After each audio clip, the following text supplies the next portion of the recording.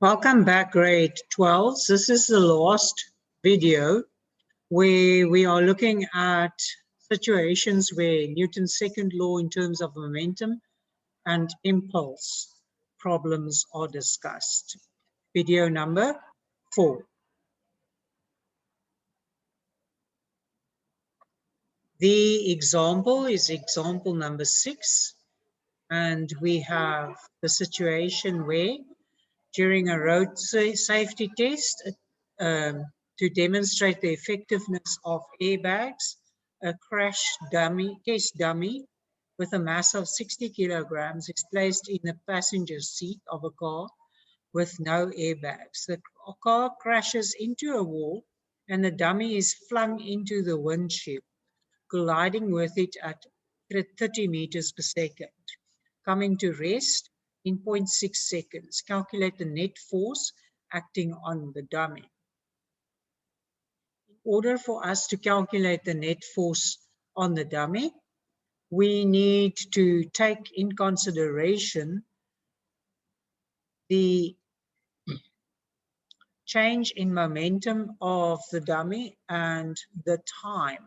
So it's the rate of change in momentum that will give us the net force. To zoom into change in momentum, it's mass times velocity final minus velocity initial divided by the time of the impact. So the test dummy's mass is 60 kilograms. Final velocity, it comes to a stop.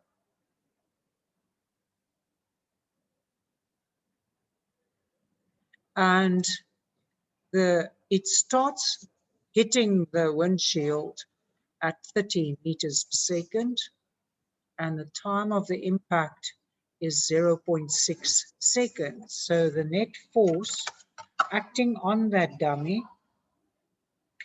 is 60 times negative 30 divided by 0.6, and that is a negative 3,000 Newton force. The direction of the force is away from the windshield into the car, so it's backwards. So the net force on the dummy is 3,000 newtons backwards. Right, this was quite a simple calculation to do. Let's see what comes up next. Number 7 says that, asks what will be the effect on the net force acting on a dummy in example 6 if the time of impact is changed to 1.8 seconds due to the action of an airbag. So this is question 6's answer. And question 7 wants us to describe the effect on the net force if the time of impact is 3 times longer. It takes 3 times longer to stop the dummy when the airbag is in action. Now the net force is inversely proportional to the time of impact. So if the time of impact is 3 times longer,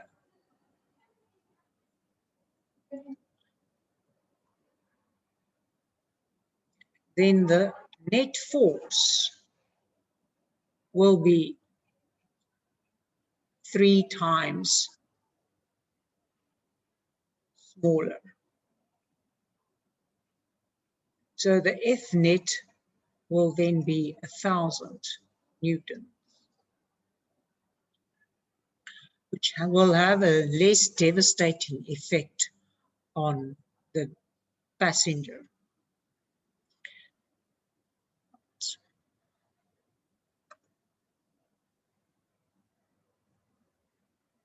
Right, so in our discussion, we need to consider the following. If an object undergoes the same change in momentum, so whether the car had airbags or not, the dummy would experience the same change in momentum.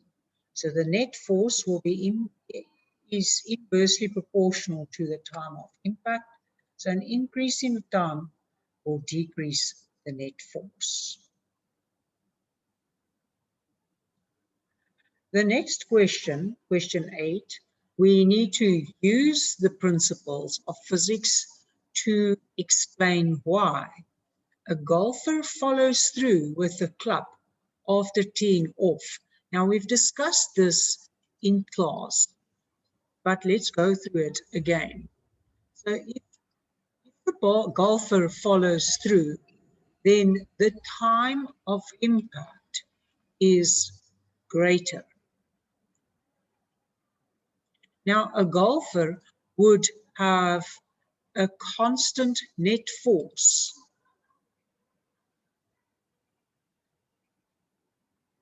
acting on the club. So if the time of impact is greater, if we use the impulse momentum theorem, then the delta P is directly proportional to delta T. I'm getting that from the equation F net delta T equals delta P. So your change in momentum will be greater. And your golf ball will have a greater final velocity. So you have a greater effect on the golf ball. The second situation is a cricketer pulls his hands towards his body while catching the ball. In this situation,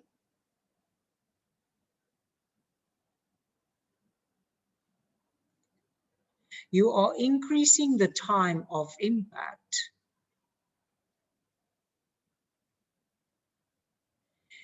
The cricket ball's change in momentum will be constant or the same. Whether you pull your hand back while you're catching the ball or whether you're not pulling your hand back while you're catching the ball. So the change in momentum is constant. The net force is inversely proportional to the time. So if your time is increased, the net force will decrease. If the net force decreases, it's got a less painful experience.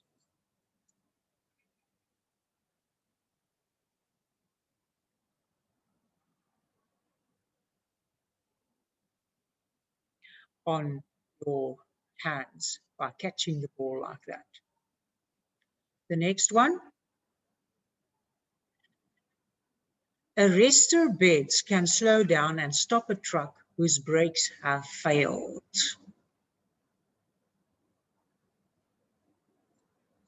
So arrestor bed contains a special sand. This special sand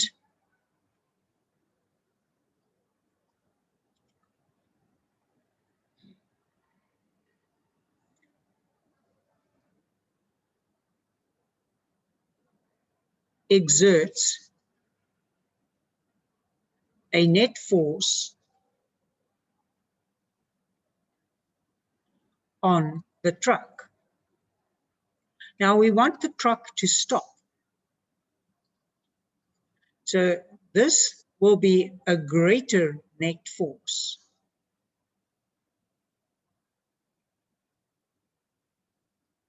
If there's a greater net force and the change in momentum is the same,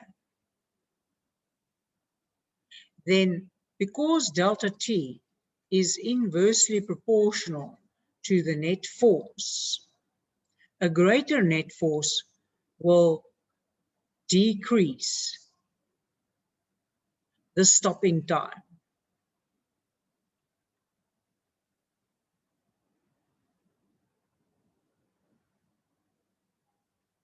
of the truck.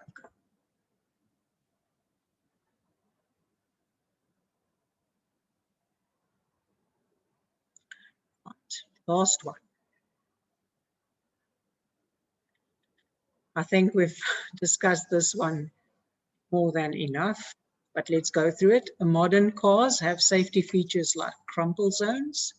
These crumple zones increases the stopping time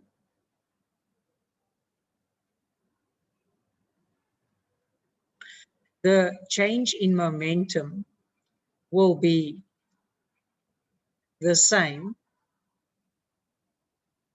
with or without the crumple zones. So the effect on the net force, because the net force is inversely proportional to the stopping time, the net force will decrease. So there's a less devastating effect on passengers.